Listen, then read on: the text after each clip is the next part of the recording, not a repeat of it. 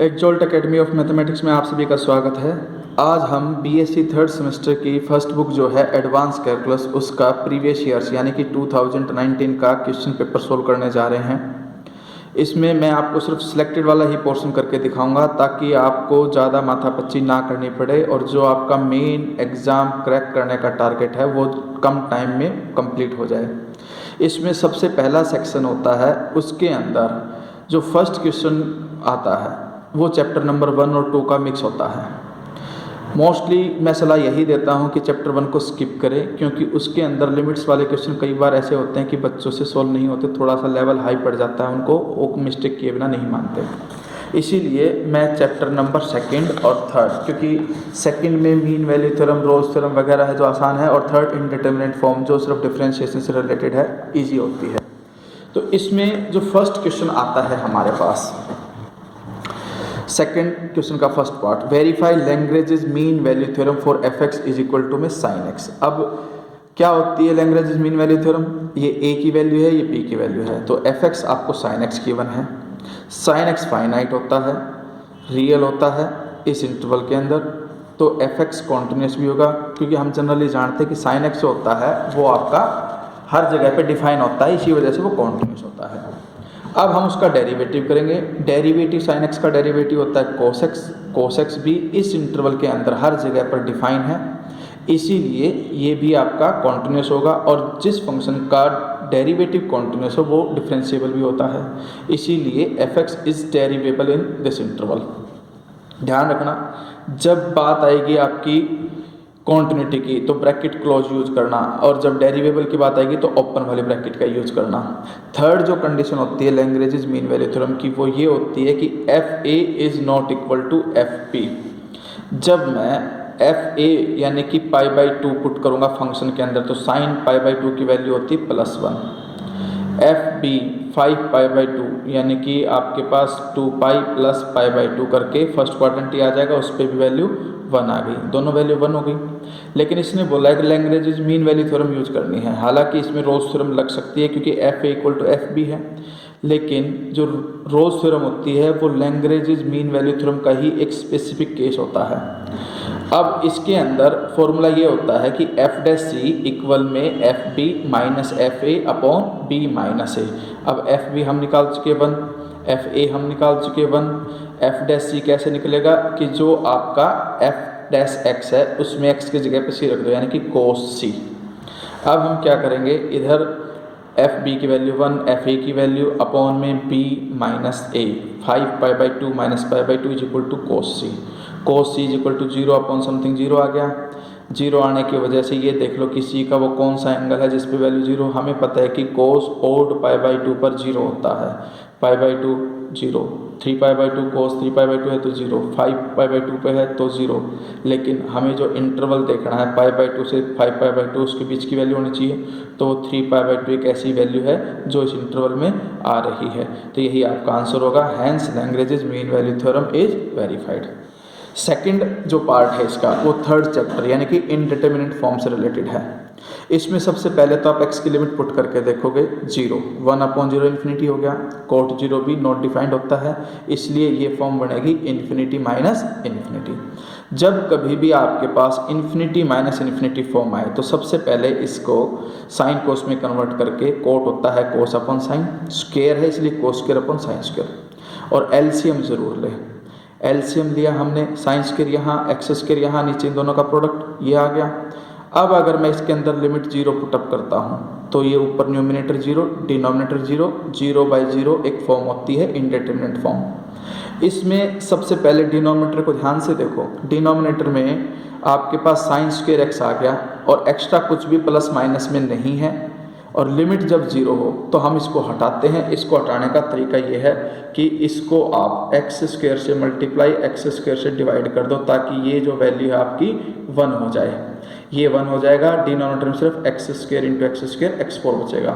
इसमें इन्होंने ऊपर और नीचे मल्टीप्लाई करके लिखा हुआ है, बस आप ऐसे करना, sine square x upon x square into x square. ये हट जाएगा नेक्स्ट स्टेप में, क्योंकि इसकी वैल्यू 1 होती है लिमिट x टेंड्स टू 0 पे, x square into x square x4 हो जाएगा। अब ये हटने के बाद अब हमारे पास सिर्फ ये फंक्शन बचा, क्योंकि इसकी वैल्यू तो 1 हो चुकी। अब हम क्या देखते हैं कि डिनोमिनेटर में x की पावर 4 है, या तो हम इसको 4 बार न्यूमिनेटर को अलग डिनोमिनेटर को डेरिवेटिव करते जाएं तब आंसर आएगा, या फिर अगर हमें सीरीज का पता है कि साइन x की सीरीज क्या होती है और कोस x की सीरीज क्या होती है वो पुट कर सकें तो ज़्यादा आसान है। साइन x की सीरीज होती है x माइनस एक्स की 3 अपॉन में 3 फैक्टोरियल प्लस डॉट डॉट करके होल स्क्वायर कर दिया क्योंकि साइन स्क्वायर है इसलिए। फिर माइनस में एक्स स्क्वायर ब्रैकेट में कोस की सीरीज होती है 1 minus X square by 2 factorial plus X की power 4 by 4 factorial and so on करके, और इसका भी स्क्वायर क्योंकि कोस स्क्वायर है, और नीचे x की पावर 4। जो डिनोमिनेटर में होता है उसकी पावर तक की ही टर्म हम लेंगे, बाकी सब टर्म्स को रिजेक्ट कर देंगे। रिजेक्ट तो नहीं मतलब वो डॉट डॉट में काउंट की जाएंगी, उनकी जरूरत नहीं पड़ेगी हमें। इसमें देखो ये जो x है ये x के 3/3 फैक्टोरियल है, एक प्रकार से a माइनस बी के होल स्क्वायर का फॉर्मूला अप्लाई कर दो, a स्क्वायर प्लस में b स्क्वायर करोगे पावर 6 हो जाएगी, उसको लिखने की जरूरत नहीं है छोड़ दो, और माइनस में 2ab यानी कि माइनस का साइन लगाया 2 लिखा, x को जब इससे मल्टीप्लाई करोगे तो x की पावर 4 अपॉन में 3 फैक्टोरियल है ही, और आगे करने की जरूरत नहीं है क्योंकि आगे करोगे तो पावर 4 से ज़्यादा चली जाएंगी।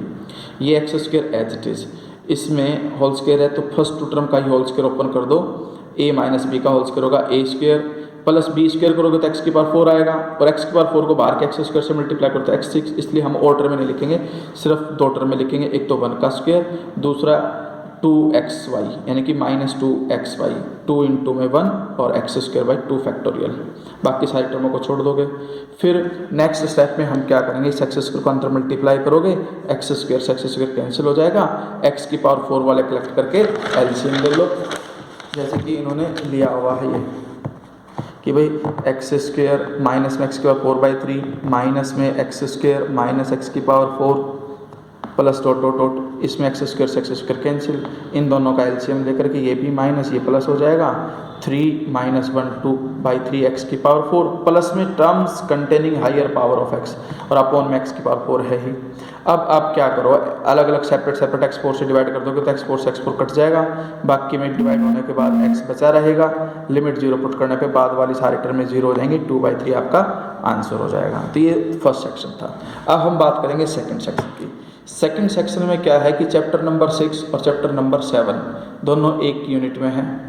6 में एक एक्सरसाइज है, 7 में 2 एक्सरसाइज हैं, लेकिन हम 6 चैप्टर को ही स्किप करेंगे क्योंकि कई बार ऐसा होता है कि 7 चैप्टर के ज़्यादा क्वेश्चन आ जाते हैं। तो 7th चैप्टर जो है आपका वो ये है, उसमें मैक्सिमम मिनिमा निकालना होता है।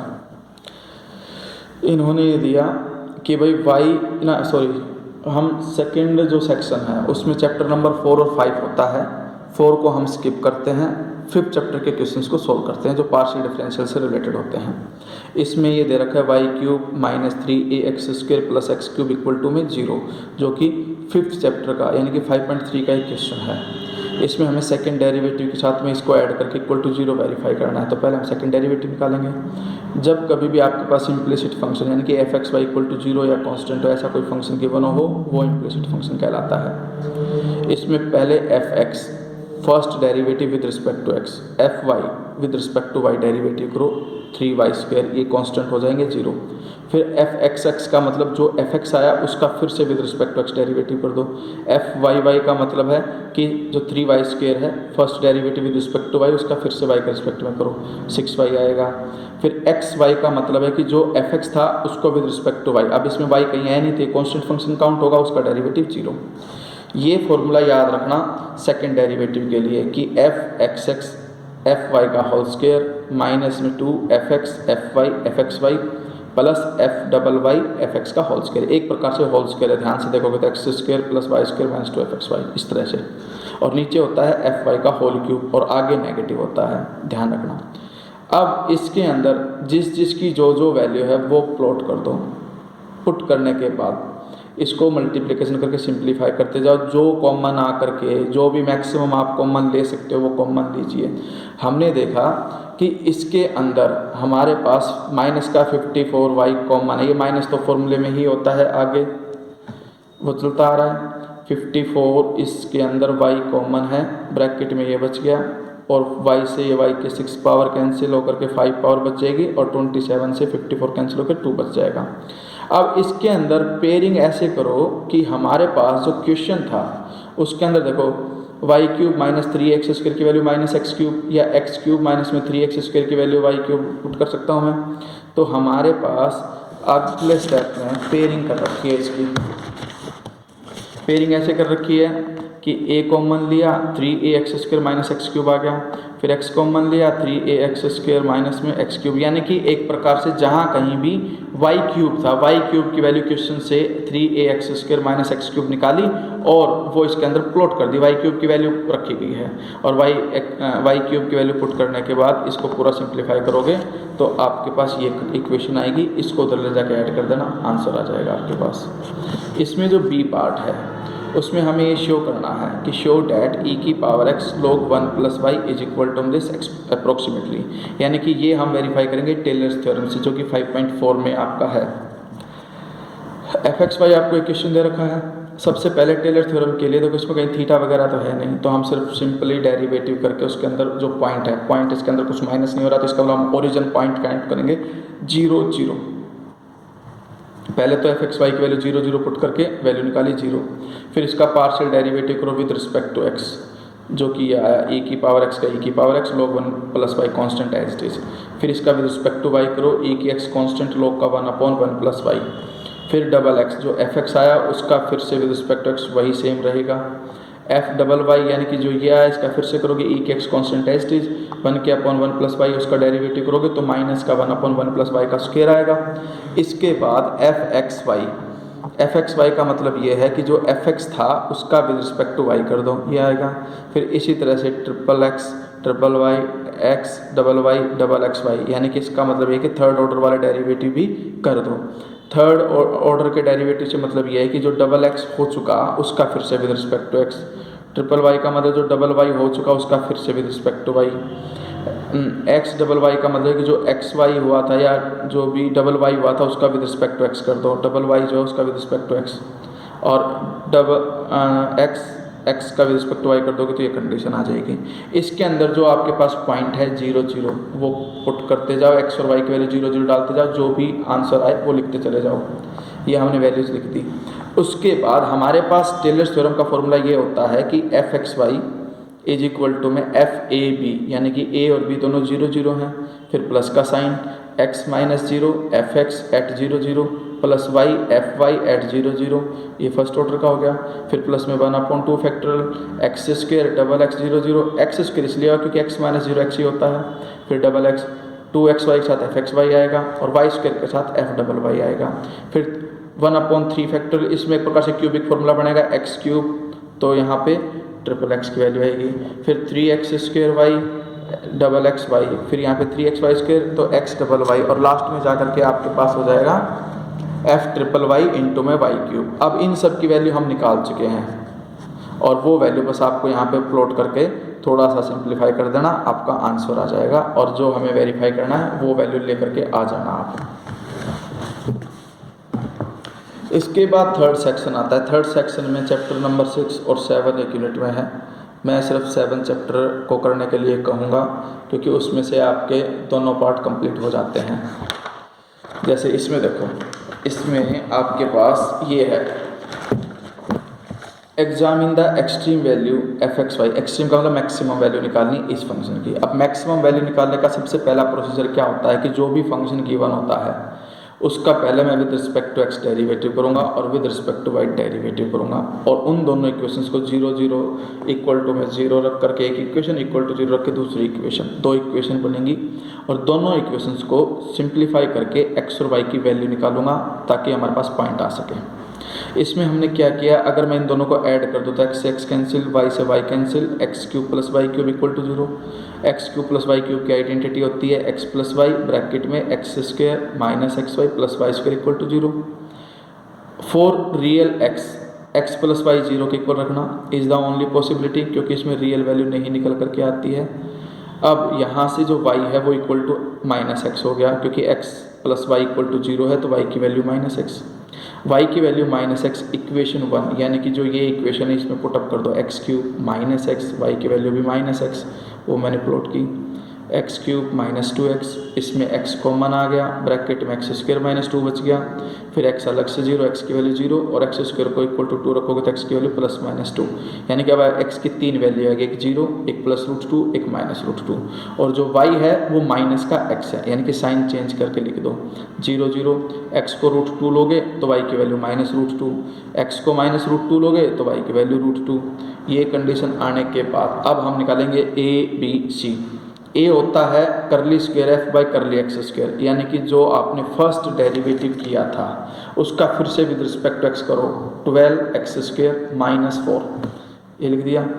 फिर बी यानी कि जो करली एफ बाई करली एक्स है उसका फिर से विद रिस्पेक्ट टू वाई कर दो, ये है विद रिस्पेक्ट टू वाई करोगे तो सिर्फ 4 आएगा, वो लिख दो। सी का मतलब curly square f by curly y square, यानी कि जो करली एफ बाई करली वाई है उसका फिर से विद रिस्पेक्ट टू वाई करोगे तो आपके पास सी आ जाएगा, और वो आएगा आपके पास 12 वाई स्क्वायर माइनस 4। ये 3 वैल्यू आपके पास निकल करके आ चुकी हैं। अब हम क्या करेंगे, 1 बाई 1 करके एक एक पॉइंट पुट करेंगे ए बी सी में। पहला पॉइंट हमने सेलेक्ट किया 0 0, ए के अंदर 0 डाला तो ये तो 0 सिर्फ माइनस 4, ए की वैल्यू माइनस 4 आ गई, ये प्लस 4 है ही। सी के अंदर भी वाई को 0 डालोगे तो माइनस 4 आएगा। अब अगला होता है ए सी माइनस बी स्क्वायर की वैल्यू, ए सी माइनस बी स्क्वायर, ए की वैल्यू है माइनस 4, बी की वैल्यू और सी की वैल्यू है माइनस 4, ये प्लस का 16 और माइनस में 16 करके 0 आ गया। जब कभी भी आपके पास ए सी माइनस बी स्क्वायर 0 आ जाए तो फर्दर इन्वेस्टिगेशन रिक्वायर्ड होती है। उसके लिए हम क्या करते हैं कि एट 0 0 पे हम स्मॉल एच के लेकर के चलेंगे, जहाँ पर एच और के इक्वल नहीं है, एफ एच के माइनस में एफ 0 0 लिखेंगे, यानी कि जो एफ एच के है, जो मेन आपका क्वेश्चन था उसके अंदर एक्स और वाई की जगह पे एच और के रख दो, ये एच की पावर 4 के की power 4 minus 2 H square plus 4 H K minus 2 के स्क्वायर, ये लिख दिया। माइनस में 0 0 पे वैल्यू 0 ही आएगी, वो 0 छोड़ दो। इसमें एच और के वेरी स्मॉल होते हैं तो जितनी ज़्यादा पावर होंगी वो इक्विवेलेंट टू 0 हो जाएंगे, तो इसलिए इनको हटा दो, ये बचेगा। इसमें से माइनस 2 कॉमन लेकर के हम देखेंगे एच स्क्वायर माइनस में 2 के और प्लस के स्क्वायर, जो कि एच माइनस के का होल स्क्वायर बनेगा। अब ये माइनस 2 है, एच माइनस के कुछ भी रखे हम, लेकिन होल स्क्वायर की वजह से पॉजिटिव रहेगा, बाहर नेगेटिव, ओवरऑल वैल्यू नेगेटिव आएगी, लेकिन ये तब जब एच और के इक्वल नहीं है। अब दूसरा केस हम तब लेंगे कि जब एच और के दोनों क्या हो जाएंगे, इक्वल। जब एच और के दोनों इक्वल हो जाएंगे तो इस इक्वेशन में एच की पावर 4 एच की power 4 minus 2 H square plus में 4 H square minus 2 H square, ये माइनस टू एच स्क्वायर करके 4 एच स्क्वायर कैंसिल, ये डबल होकर के आ जाएगा जो कि पॉजिटिव आएगा। अब एक में कंडीशन में नेगेटिव आ रहा है, सेकंड कंडीशन में पॉजिटिव आ रहा है, दोनों अलग अलग कंडीशन आ रही हैं। इसका मतलब F H K minus F 0 0 does not keep the same sign for all small values of H and K, so the point 0 0 is a saddle point. जब भी अपोजिट साइन आते हैं फर्दर इन्वेस्टिगेशन में तो आप कहोगे कि वो पॉइंट सेटल पॉइंट है। इसके बाद अब हम दूसरा पॉइंट सेलेक्ट करेंगे। सेकेंड पॉइंट जो है वो हम सेलेक्ट कर रहे हैं √2 और माइनस √2। इसमें आप क्या करोगे, ए की वैल्यू तो आपकी 20 आएगी क्योंकि उसके अंदर जो एक्स स्क्वायर उसकी वैल्यू √2 पुट करोगे, 12 एक्स स्क्वायर माइनस 4 था, सोल्व करके 20 आएगा। बी की वैल्यू 4 है ही, सी की वैल्यू भी 20 आएगी। ए सी माइनस बी स्क्वायर पॉजिटिव आया और ए आपका पॉजिटिव है ही। जब कभी भी ए सी माइनस बी स्क्वायर पॉजिटिव आए और ए भी पॉजिटिव हो तो हम कहेंगे कि function is minimum at √2 minus √2। और अगर आपसे कहे कि मिनिमम वैल्यू भी फाइंड आउट करो तो जो मेन क्वेश्चन है उस क्वेश्चन के अंदर एक्स की वैल्यू √2 और वाई की वैल्यू माइनस √2 पुट करके सोल्व कर देना, आपके पास मिनिमम वैल्यू आ जाएगी। अब हम सेकंड जो थर्ड पॉइंट हमारा बच गया माइनस √2 √2 वो प्लॉट करेंगे तो हम फिर से देखते हैं कि ए 20 आएगा, बी 4 आएगा और सी 20 आएगा। ए सी माइनस बी स्क्वायर की वैल्यू निकालेंगे, वो पॉजिटिव आई और ए भी पॉजिटिव आ रहा है, तो इसका मतलब ये जो पॉइंट है इस पॉइंट पे भी फंक्शन क्या है, मिनिमम ही होगा और मिनिमम वैल्यू इसमें यूनिक हो जाएगी, वही आपका 80 आ जाएगी। तो ये आपके पास 7.1 का क्वेश्चन है। इसके बाद नेक्स्ट जो पार्ट है वो 7.2 का है। इसमें क्या कहता है कि prove that all the rectangular parallelepiped of the same volume the cube has the least surface, यानी कि जो रेक्टेंगुलर पैरेललोपाइप है उसकी जो वॉल्यूम है उसका जो लीस्ट सरफेस एरिया को लीस्ट दिखाना है हमें। तो सबसे पहले तो ये है कि X Y Z be the dimension of rectangular parallelepiped यानी कि एल बी एच, और जो वॉल्यूम होती है रेक्टेंगुलर पैरेललोपाइड एक प्रकार से क्यूबॉइड होता है, और क्यूबॉइड की वॉल्यूम होती है l into b into h. इसको भी मान लिया जो कि हमें गिवन है। जो चीज़ गिवन होती है उसे हम कांस्टेंट काउंट करते हैं, इसलिए वॉल्यूम कांस्टेंट हो गई। S is the surface area of the parallelepiped, वो ये होता है 2 into L B plus 2 into B H plus 2 into H L. यहाँ पे L B H X Y Z है, इसलिए हमने एक्स वाई जेड की टर्म में इसको लिखा। अब हमारे पास नेक्स्ट कंडीशन ये होगी कि एक फंक्शन तो हो गया एफ एक्स वाई जेड, दूसरा फंक्शन हो गया फाई एक्स वाई जेड, यानी कि इस v को माइनस कर दिया इसमें से। टू फाइंड मैक्सिमा और minima of f x Y z, क्योंकि जो सरफेस एरिया से फंक्शन बनेगा उसी को हमें लीस्ट यानी कि मिनिमम शो करना है, तो उसी को हम फंक्शन मानेंगे।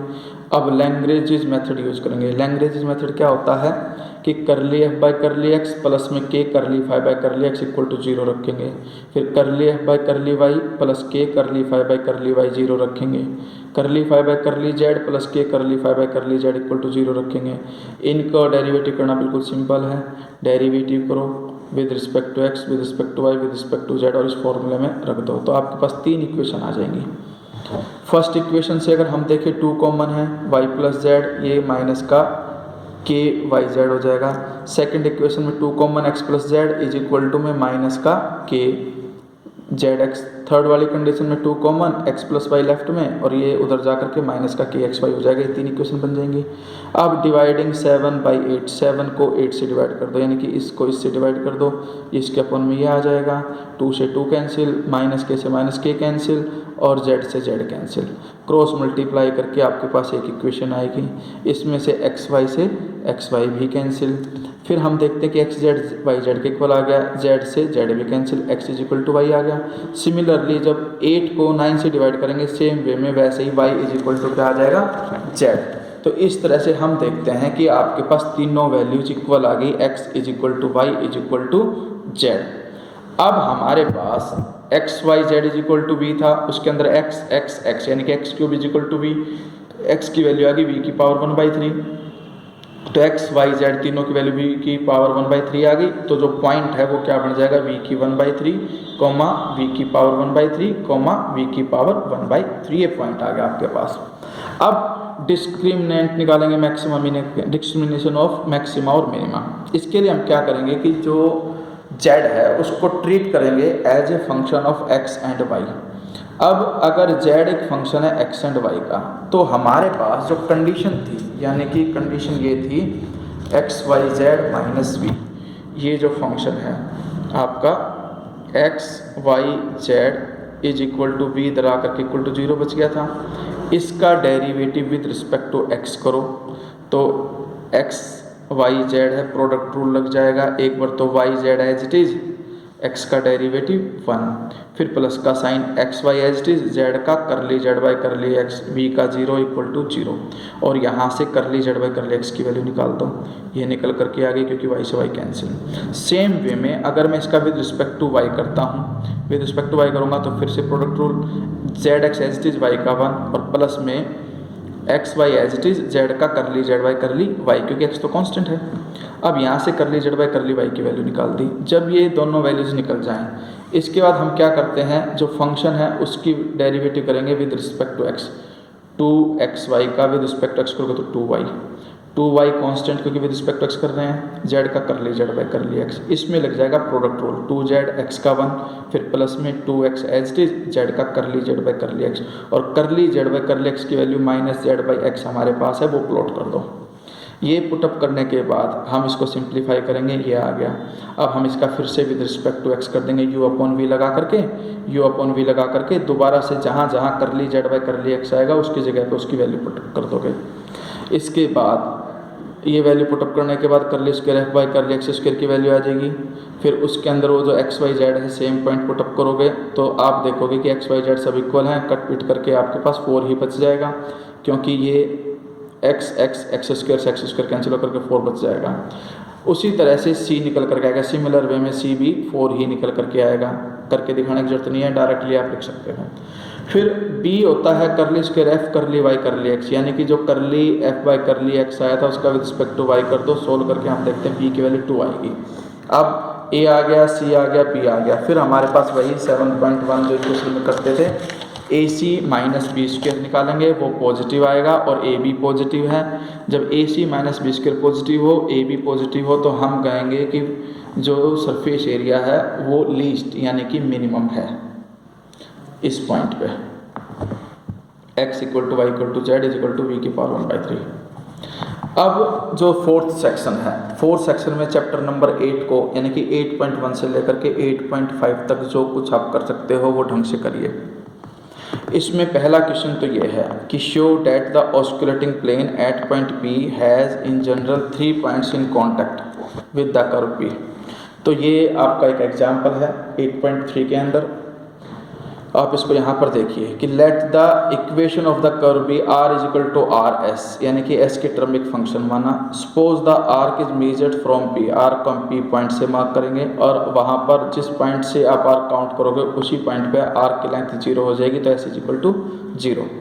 Equation of osculating plane at p ये होती है कि कैपिटल आर माइनस में r at 0, comma r dash at 0, comma r double dash at 0, उसका scalar triple product equal to 0, यानी कि आर माइनस आर 0 डॉट में आर डैश क्रॉस में r double dot equal to 0। Points common to 1 and 2 are given by, जो common points होंगे वो इस तरह से गिवन होंगे, यानी कि यहाँ पर ये क्रॉस का साइन है, इन्होंने मिस्टेक कर रखी है कि आर डैश क्रॉस में r double dash is equal to 0। फिर हम एक फंक्शन सेलेक्ट करेंगे एफ एस, जो क्या होगा, ये जो फंक्शन इसको हम एफ एक्स मान लेंगे। ये वही है ट्रिपल प्रोडक्ट है, आर एस माइनस में आर डैश डबल डैश, ठीक है। अब इसके अंदर कंडीशन ये है कि मैक्लॉरिंस थ्योरम लगाएंगे आर एस के लिए। आर एस के लिए मैक्लॉरिंस थ्योरम कैसे निकलेगी कि भाई आर 0 प्लस में s r dash 0 plus s square by 2 factor r double derivative at 0 plus में एस के 3/3 factor triple derivative and so on.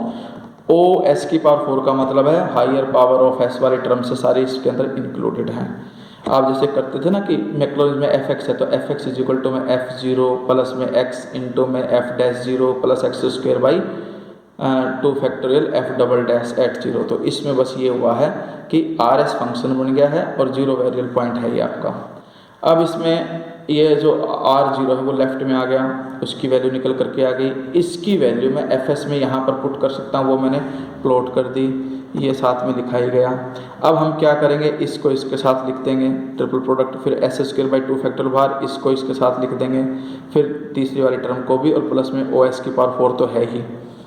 तो स्केलर ट्रिपल प्रोडक्ट में ये होता है कि जब भी कोई दो टर्में एक जैसी आ जाए तो वो 0 हो जाता है। ये 0 हो गया आपके पास, इसमें आर डबल डैश इक्वल है तो ये भी 0 हो जाएगा।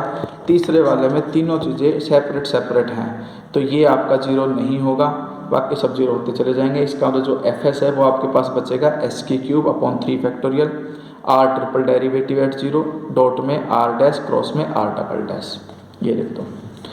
ये आने के बाद अब हमें पता है कि from 5 we conclude that f of s is equal to 0 as s is equal to 0 at p. इसके अंदर एस है, एस को 0 रखूँगा तो 0 हो जाएगा। फर्स्ट डेरिवेटिव करेंगे उसमें 3 आगे आएगा, एस स्क्वायर उसमें एस बचेगा तो वो भी 0 हो जाएगा। फिर डबल डेरिवेटिव करेंगे, फिर वो जो देखो फर्स्ट डेरिवेटिव तो हुआ था 3s स्क्वायर, 0 रखने पे 0 हुआ, फिर 6s वो भी 0, लेकिन ट्रिपल डेरिवेटिव जब हम करेंगे तो ये 6 हो जाएगा, और 6 होने की वजह से जो ट्रिपल डेरिवेटिव है वो आपका 0 नहीं होगा at s is equal to 0 provided scalar triple product is not equal to 0, क्योंकि स्केलर ट्रिपल प्रोडक्ट ये जो चीज़ है ये 0 नहीं होनी चाहिए, नहीं तो फिर ये भी ट्रिपल डेरिवेटिव भी 0 ही काउंट होगा। अब हम देखते हैं कि जो ट्रिपल डेरिवेटिव है वो इंडिपेंडेंट ऑफ एस है, क्योंकि इसके अंदर कहीं पे भी कोई एस की टर्म बची नहीं है। This shows that osculating plane has in general 3 points of contact with the curve. जो डेरिवेटिव होता है जिस ऑर्डर का उतने ही पॉइंट कॉन्टैक्ट में होते हैं, तो थर्ड डेरिवेटिव हो गए। इन केस वी फाइंड ये जो है scalar triple product is equal to 0, then we observe that third derivative is equal to 0 in this case the osculating plane has at least 4 points of contact with the curve at p. Third derivative 0 आया तो आपके पास 4 points contact में होंगे। Second derivative आप इसमें ये था ना कि थर्ड डेरिवेटिव जो है नॉट इक्वल टू 0 था, तो 3 ही आए आपके पास। अगर थर्ड भी 0 हो जाता है तो फिर 4 पॉइंट आएंगे आपके पास कॉन्टैक्ट में। इस तरह से कंडीशन चलेगी। और 7th बी यानी कि find the curvature and torsion of the curve given by this, ये आपके पास x, ये y और ये जेड, ये 3 वैल्यूज हैं। अब जब भी कर्वेचर टॉर्जन हमें निकालना हो तो हमें उनके फॉर्मूले पता होना चाहिए। उनके फॉर्मूले के लिए रिक्वायर्ड जो चीज़ें हैं हम वो निकालेंगे। आर आपको गिवन है, आर डॉट यानी कि विद रिस्पेक्ट टू टी इसका डेरिवेटिव कर दो, आर डबल डॉट इसका मतलब फिर से डेरिवेटिव कर दो, ट्रिपल डॉट का मतलब जो डबल डेरिवेटिव आया उसका विद रिस्पेक्ट टू टी फिर से कर दो, आर डॉट क्रॉस में आर डबल डॉट यानी कि आई जे के लिखो, आर डॉट के एलिमेंट लिखो, आर डबल डॉट के एलिमेंट लिखो और इसका डिटर्मिनेंट कर दो। डिटर्मिनेंट करने के बाद जो भी कुछ आया उसका मैग्नीट्यूड यानी कि आई के कोफिशिएंट का स्क्वायर प्लस जे के कोफिशिएंट का स्क्वायर प्लस में के कोफिशिएंट का स्क्वायर करके होल का अंडर रूट। थोड़ा लेंथी है लेकिन आप पेयरिंग करते चले जाना sine square plus cos square की, तो तुम देखोगे वो 1 1 बढ़ते चले जाएंगे और ओवरऑल कट पिट करके स्मॉल सी वैल्यू बच जाएगी आपके पास। अब आर डॉट का मैग्नीट्यूड भी निकालते हैं। जो आर डॉट आपने निकाला था उसका मैग्नीट्यूड यानी कि A square plus B square plus C square का अंडर रूट करके वो भी हमने निकाल दिया। कर्वेचर का फॉर्मूला होता है आर डॉट क्रॉस में आर डबल डॉट का मैग्नीट्यूड अपॉन में आर डॉट के मैग्नीट्यूड का क्यूब, निकाल लिया। निकालने के बाद ये 2 फॉर्मूले याद रखना कि जो साइन स्क्वायर टी बाई 2 है उसको मैं लिख सकता हूँ 1 माइनस कोस टी अपॉन 2 और कोस स्क्वायर टी बाई 2 उसका फॉर्मूला होता है 1 प्लस कोस टी अपॉन 2। क्योंकि टिग्नोमेट्रिक फॉर्मूले यहाँ पर यूज हुए हैं, इनको आप प्लॉट करो, एलसीएम वगैरह लो, सिंप्लीफाई करो, आपके पास कर्वेचर आ जाएगा। कर्वेचर आने के बाद अब हम ये निकालेंगे R dot are double dot R triple dot का स्केलर ट्रिपल प्रोडक्ट यानी कि डिटर्मिनेंट ऑफ आर डॉट के